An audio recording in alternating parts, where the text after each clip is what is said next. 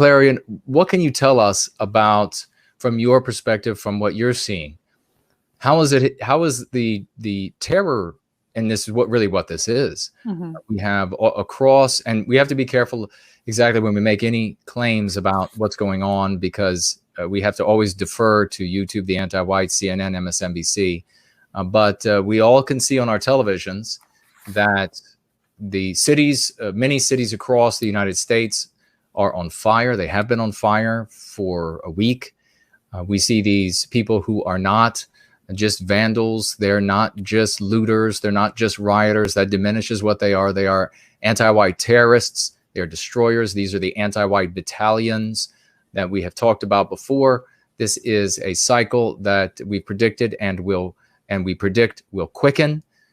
And we will see this more regularly. It will be more hostile. It will be visited upon more smaller and smaller locales, so that it won't just be the city that is 100 miles away, but it'll be the town that you are in. And we all look at this, and I'm just sort of setting the table, Clarion, and I'm going to let you take it away.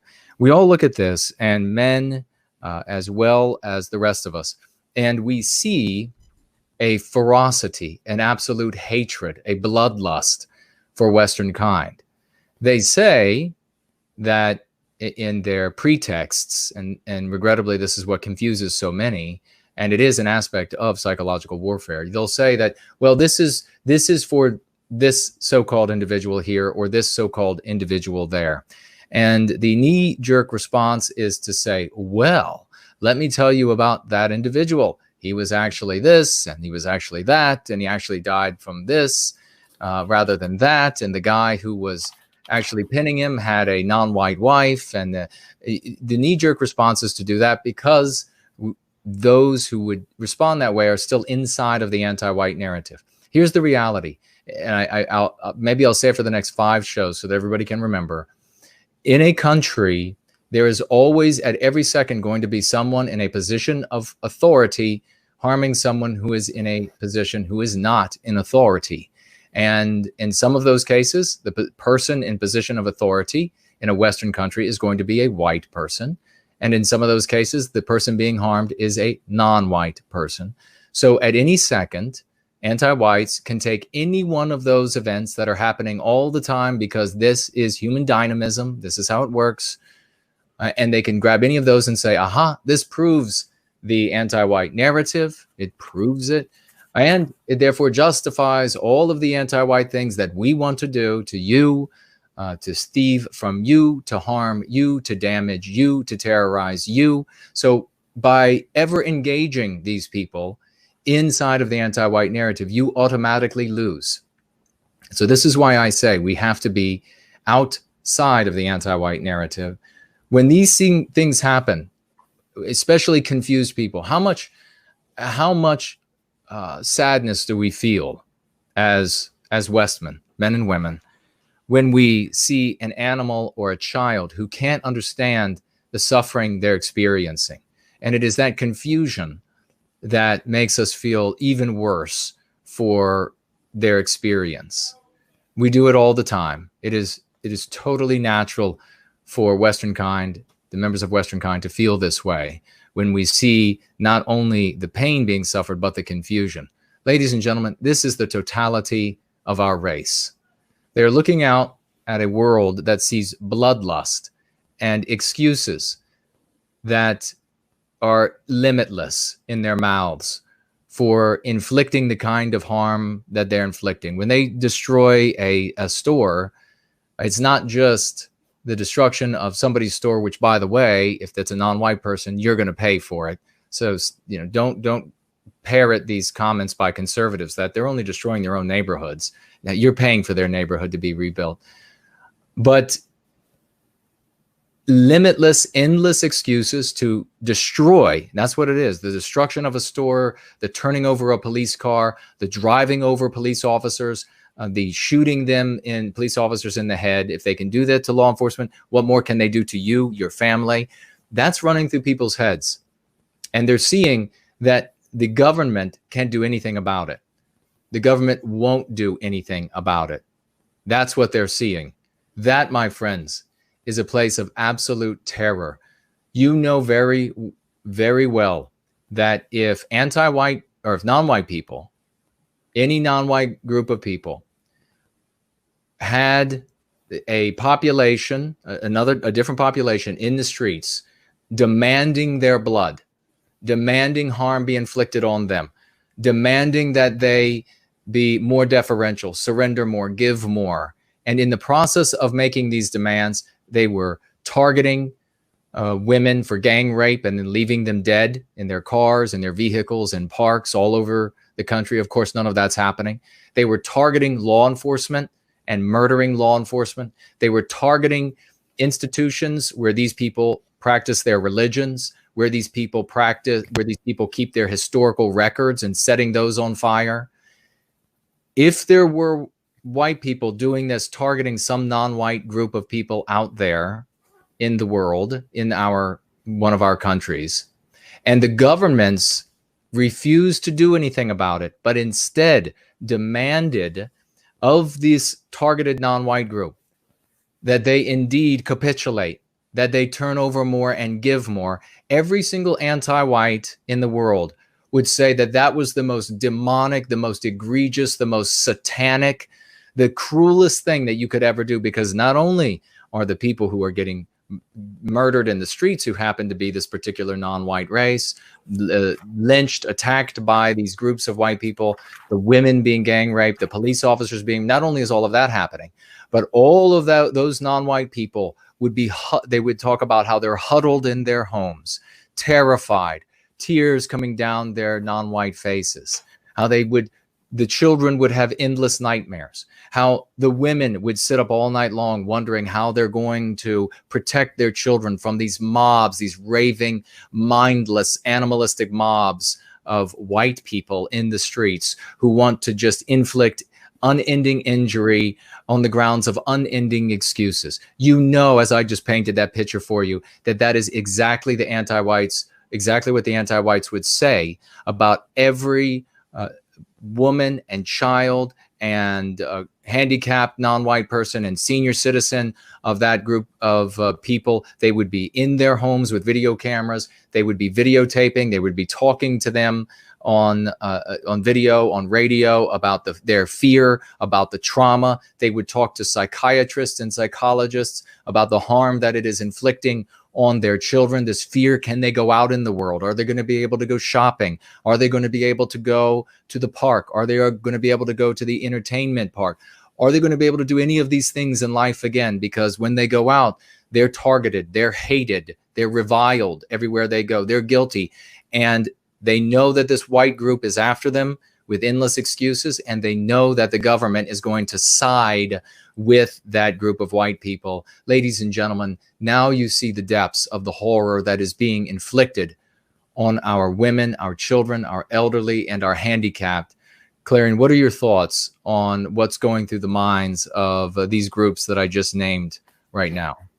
I asked, since I've been going so hard on Facebook this week, I had a call for comment and asked women to share what their feelings were through this week of terror, and to share what they felt about the future for their white children. And so I actually got some responses which were illuminating, which were what you would think. People are not bringing their children out of the house with them. I went to the store and I left the children at home, that kind of a thing. I have several friends whose children just started driving. They just got their driver's license, this very exciting moment in life. And now their children are not permitted to drive without them. No, you can't. You just got your driver's license. You've been waiting, to turn 16, and now you've got your driver's license. You can't go anywhere without mom or dad and their defense, right? But I thought that there were two of the most telling things for me was that several women have commented that they no longer trust the government to protect them. I mean, I'm summarizing, they have different ways of putting it, but that this has been this catastrophic realization to them, that they're looking out onto the landscape and they're seeing the police turn over their own headquarters, right? Like the mob took over the police's headquarters. And a woman who I was in conversation with said, how are they going to protect me if they can't protect their own headquarters? How are they going to protect my children? Mm-hmm. And then other women taking it to the next step of not only how can they, but knowing they won't, right? That we are not, that to help us, to protect us is to stand against this movement. And that is verboten. Wow. They cannot protect us because we are being legitimately harmed. It is illegitimate to keep us from harm. That's what this is really boiling down to. And I'm starting to see women understand that and look upon their own children and see it's okay to hurt you. It's okay to hurt you in America. And I got the one of the most really disheartening things about this. I always hate to kind of I always hate to share things that just heap upon us more sorrow. But I was so moved by the fact that when I made this call, tell me how you feel. Tell me what you're experiencing. What do you think for your future? What do you think for the future of your children? That I was sent private messages or private text messages because women were afraid to share publicly, that they were afraid because they did not want to be seen as villains. These anti-whites have taken from mothers the right to fear for our own children when our own eyes see that our children are not safe, that we are not even permitted to be afraid, that to be afraid is itself villainous and racist and whatever else. That I had women who were afraid to say it publicly that they were afraid. Mm-hmm. Like, I just am coming to that realization today. Like, I'm still trying to process that. We have taken the right of a white mother to be afraid for her children in an anti-white hellscape that has heaped terror on us for a week, day in and day out, 60-something cities here in the United States, spreading to our homeland, where white people are being targeted for violence by mobs.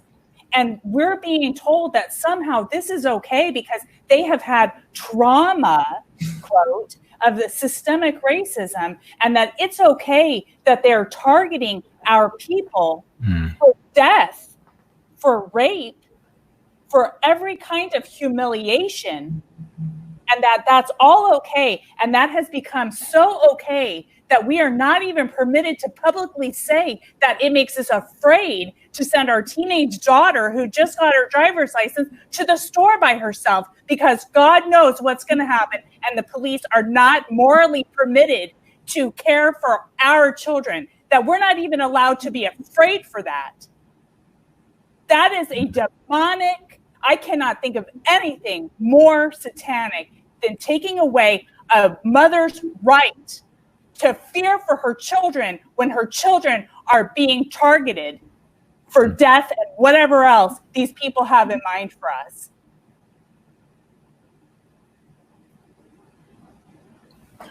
That is righteous fury, ladies and gentlemen. That is the exact kind of, thank God you said it, Clarion, you just spoke for millions of white women just then. And I pray someone out there grab that part of the show today, clip it out, put it to music, put it to imagery.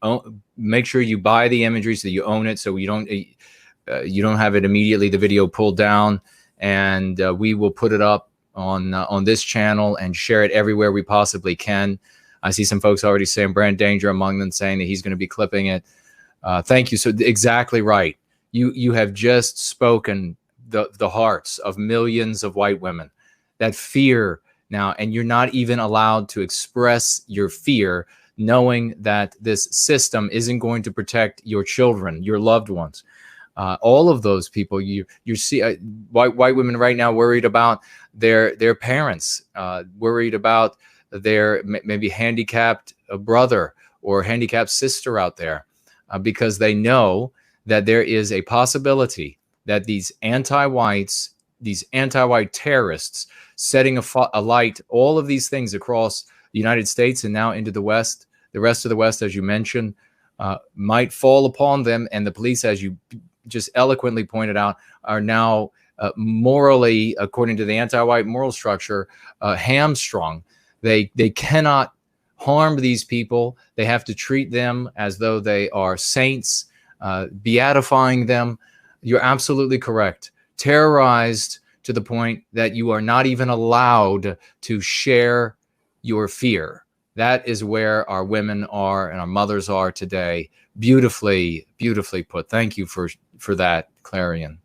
Thank you for having a community that I can say that in, because this is, you know, we need to have a community that will support us in that kind of pain. I mean, quite honestly.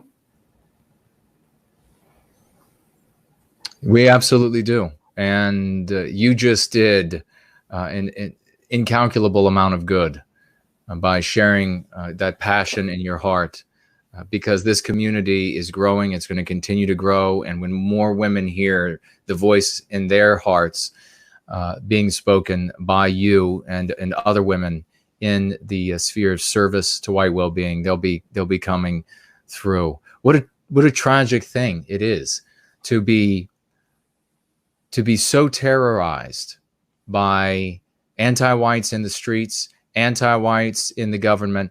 They know what Clarion was just saying right there, that these women know that if they share their fear about sending their children out into the world, that they will be socially lynched by these anti-whites, that the regime, the government, will permit and endorse the lynching. And in fact, how do you think that it is landing on our women right now? That not only are these malefactors, are these anti-white terrorists in the streets, but we even have anti-white terrorists in elected offices, in appointed positions, in the government, in our institutions, of course. But we see these people, like you had the National Guard from Utah, who had been requested by the president to be in Washington, D.C. And we saw this anti-white mayor, this non-white woman of Washington, D.C., anti-white woman, evict them. Somehow she has the power as the mayor to cancel contracts with a private entity, which was the hotel they were staying at, and evict them from Washington, D.C. So not only are our most vulnerable watching, and specifically we'll speak to the mothers right now, but to all women, all white women out there, that not only are they seeing the horror in the streets, the videos of these anti-whites celebrating, attacking individual white people, falling upon them, beating them, breaking their heads open, people dying, people being maimed. And that's going to be the real thing, are the maimings. Of course, none of this is happening. Ask CNN, and they'll tell you whether it's true or not. Anything that's shared here is just for entertainment. You'll have to ask MSNBC and CNN and Ms. Wojcicki what is true. But